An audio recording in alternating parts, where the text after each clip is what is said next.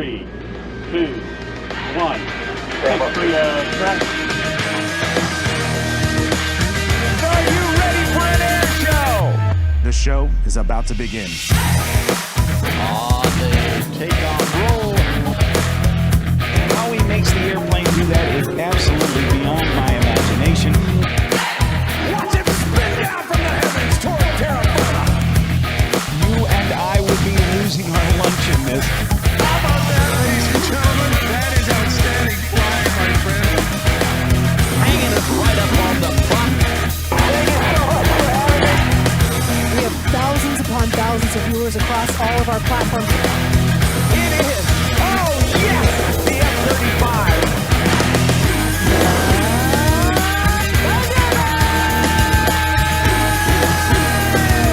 This has been a great day. Wow.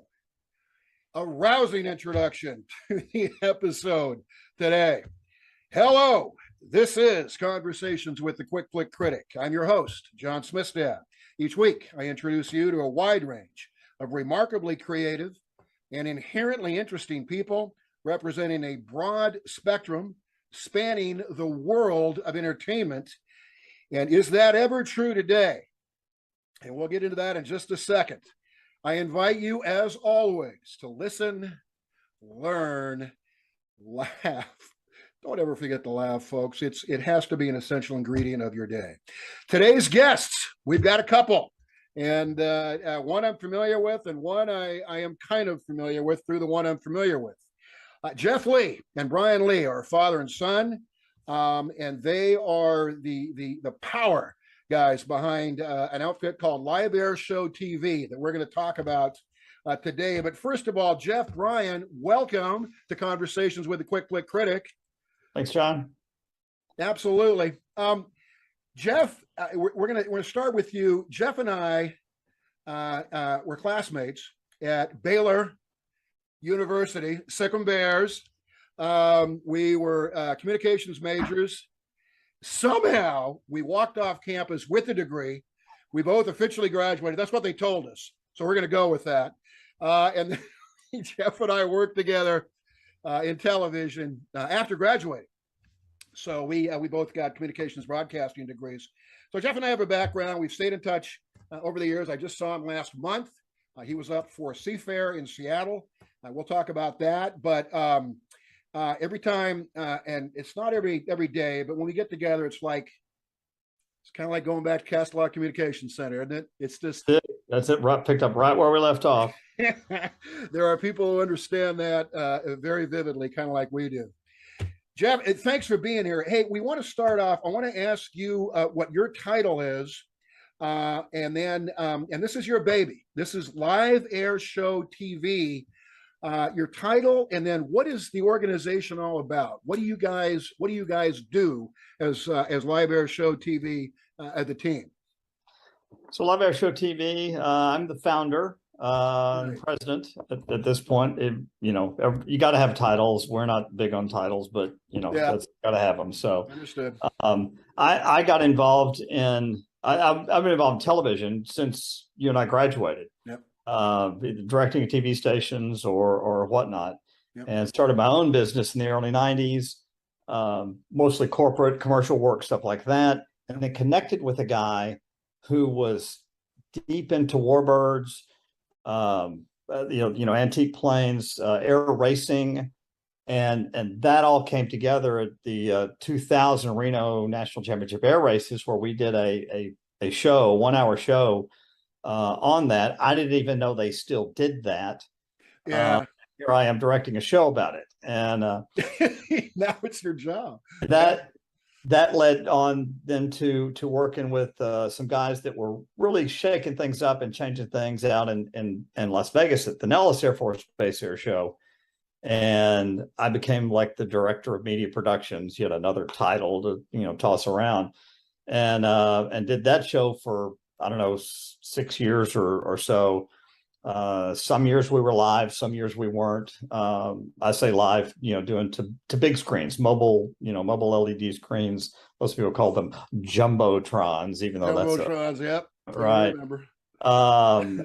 and it developed over the years, and learned what this whole air show thing was about. And then in, I don't know, it was 2008, I believe it was, and I was back out at Reno. I was working with the National Aviation Heritage Invitational, which is an aircraft restoration event that happens concurrently with the races. Okay. And the guy that runs that, he and I had seen each other several times, and he'd say, how's that thing going? And because I'd told him kind of what I was thinking about. Yeah. But, that conversation just kept going. Yep. And the Monday morning after the races, we were sitting kind of cleaning up. We were up in like the hospitality room, if you will, that they had set up. And he was like scribbling on this little napkin. Literally, this is really one of those stories. And he handed it over to me, and it was basically, I'd like to help you get this started, because I'd hate to see this fail because it never got a chance. Wow. How special is that, man? Yeah. And so we shook hands, and I still that napkin's right over here now, right over my shoulder. But it's history. It just important to you and your family. Yeah, absolutely. Brian had come out to several things when we were doing it in Vegas. If we had 5 cameras, we'd put him out on 6. He was like, he was always the end of the chain, whatever the chain, we'd get him some experience, and he was out there. Yeah. And then he went in the military, went in the Army, and those early years, he was not as accessible as and the military side of that, but yeah, exactly. Family always has first dibs. Yeah. But then we just kind of continued to develop that, and started gaining this reputation within the industry of, we're not just sticking a couple of cameras out there and seeing what flies by. Yeah. It's always been, ESPN is, we want this to look like a real broadcast, and add as much as we can. And we've kind of done that from the start. It's a totally different show today than it was, 10, 12 years ago. Yeah, no bet. Technology's helped that. Adding to the team has helped that. But this is so exciting and so much fun. We need to take this to people who either can't get there or had no idea. You'd be creating amazed. Awareness, a big part of it. Yeah, for sure. Yeah. Right. So it's some years we had more shows than others. Some years we did, sequestration in 2013 just nearly killed everything. But we stayed out there, and we did what I always called the non-live version of Liveairshowtv. Okay. Where we were doing, air show recaps, we were doing profiles, stuff that to keep not only our face out there, but keep the interest going. Let people know that there's stuff still happening. Yeah. And we, to a degree, we continue that part even today. That's awesome. Brian, again, we're father-son team. First of all, Brian, thanks for serving. I said that before the interview started, but that's on behalf of all Americans. Thank you for serving. Yes, sir. Appreciate that. It's always good to have support. Yeah, absolutely. So yeah, Brian, your title, your role in Liveairshowtv, and what you do to contribute to your dad's vision being realized here and to the team. Yeah, so obviously a television production addict. I sadly did not get to go to Baylor, not for the lack of trying, nor to the lack of being accepted. I just kept deploying every time I got accepted to Baylor. But I did get to finally go. You're an unofficial member, right? Absolutely. Finally, though, did graduate from film school last month, LA Film School. So finish that off. We can say we're done with film school. Yeah. No, so I am the director of operations for Liveairshowtv. And what that really means is I handle a lot of the logistics, production design, on-site logistics, planning for previous shows. Really, what I do, if Jeff is the face of the company, I'm the voice, if you will, talking to new air shows, past clients, production staff, new teams. Really, that's kind of my focus. And then our third member, who's not with us today, he's the general manager, so he does all the back end, that type of stuff. So, Sure. And then one thing that really, when I came to the team in 2012, because I've been around, but it wasn't until then that I was like, okay, this is where we're going to do this. Dad and I had a conversation, Yep. And said, hey, if I'm going to come do this, we're gonna find a way to step out of doing it the way it's been done, and that kind of worked us into starting over with the idea of equipment, and then kind of moving up, and in doing so, against my father's best efforts of not having me get into the equipment business. That's the first time that a son has ever gone against what is deemed right? a proper move. No, I'm sorry. Go ahead. Kidding. Yeah. So That joking. we teamed up with a mentor of mine now that taught me how to do production. Cool. A guy by the name of Ed Lozano. And he's off doing great things now, but really taught me that you don't have to have a 53-foot truck to do a great production. And here we are now. We have our own truck. We have partnerships for other trucks, and we've really found a way to get that big production look without breaking the bank on every production. And that's really what my role is in the company now, is the technical side for the stream, for the broadcast. Okay. Got it. So we want to talk about the actual shows, and I know you work with a bunch of different shows, Jeff and Brian, but I want to start off with the Blue Angels, because Jeff was up here last month and we had lunch together, and then you guys put on a live broadcast of the Blue Angels air show. That's the Navy fighter pilots air show. Wow. It's part of Seafair. Seafair is the big annual party up here in the Puget Sound area. And the Blue Angels are traditionally, and have always been, a part of the week-long festivities. And they perform on the last day when the hydroplanes run their championship races. And watching the Blue Angels, I was telling you before the interview started, this is impossible to do what these men do, and yet they're doing it. You're watching it going, this can't be happening. Talk about the Blue Angels, Jeff, and Brian. Obviously, I'm going to have you do this as well. But working with them, first of all, some technical aspects that would be interesting for us to know, but also just the men, the human souls who make up this team. I can't even pretend to understand how remarkable they are. The floor is yours, sir.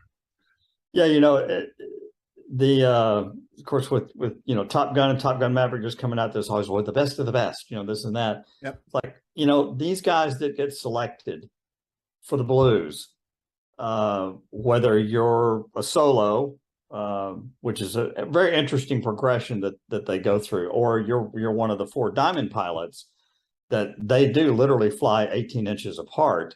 I wing saw it. Yeah, is just Yeah. phenomenal. Yeah. The training that they go through down in El Centro, after selection, after the season's over in November, the new team picks up and starts going, and then they fly in Pensacola for a while, and then they head out to El Centro, California. They just go through the training. This year will actually be a change of command year, so they'll have a new boss. Okay. But it's these guys are phenomenal, and they truly are, except for maybe the 18 inches apart thing. Yeah. It's they're doing maneuvers and they're doing things that they do anyway. They've got to learn to do these things. I guess we don't realize that, but yeah, no, I hear you. I mean, even in their script, it says they're not stunts or, whatever they say, but it's, they're actual combat flying maneuvers. Yeah. and they're just presenting them in this more entertaining way. Yeah, I've been around them. They're great guys. That's one of my favorite stories. Actually, Brian and I both experienced this. It was 1 year down in Lakeland, Florida, at Sun and Fun, which is one of the big early shows, and we happened to be staying in the same hotel as the Blue Angels, and actually on the same floor as them. I'll be darned. Yeah, he and I were just walking back to our room. We'd been out to eat, whatever, and we're passing this one door, and it opened, and it was one of the pilots, and I had just been with them 2-3 weeks before out in El Centro. We were shooting some green screen stuff and things like that. Yeah, and I recognized him, of course. He recognized me, and he goes, Jeff, Frank Wall. I said, Walleye, I know, I know who you are, dude. Yeah, we get it, and he turned to his wife and he said, these are the guys that are making us look like ESPN. Wow, how cool is that? But they appreciate it though, man. I mean, that speaks to the man, Yeah, I do. And so it's been fun. In some aspect, you get to know some of them a little bit better than others. There've been some years, I'm around them more. There for a while, it was more Thunderbirds, stuff that I would, we kind of saw them, and it all goes in cycles, and it's fine. But learning, the thing for us is learning what they do. Learning the sequence, knowing what's coming next. It's vital. Sure. Brian and I have both.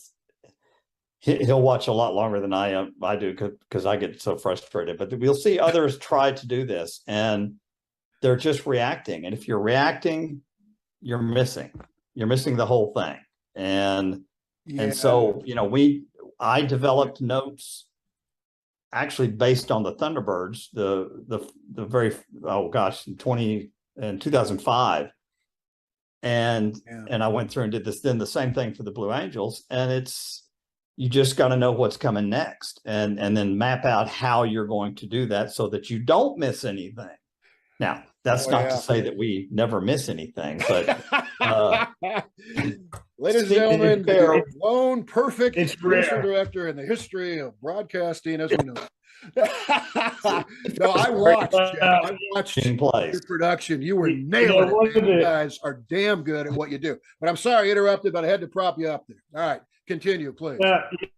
One of the keys to that really is setting up stuff. And this is one thing that has developed inside of the production truck, much like two things, much like how the NFL and football has progressed, where the referees and the producers are really working together to tell the story. Yeah.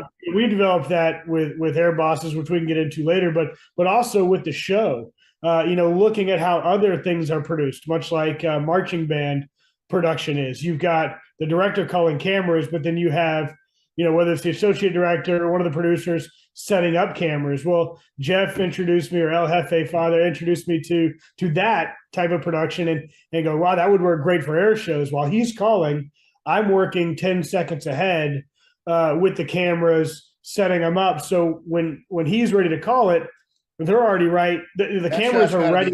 Sure. Yeah. And I do want to say this.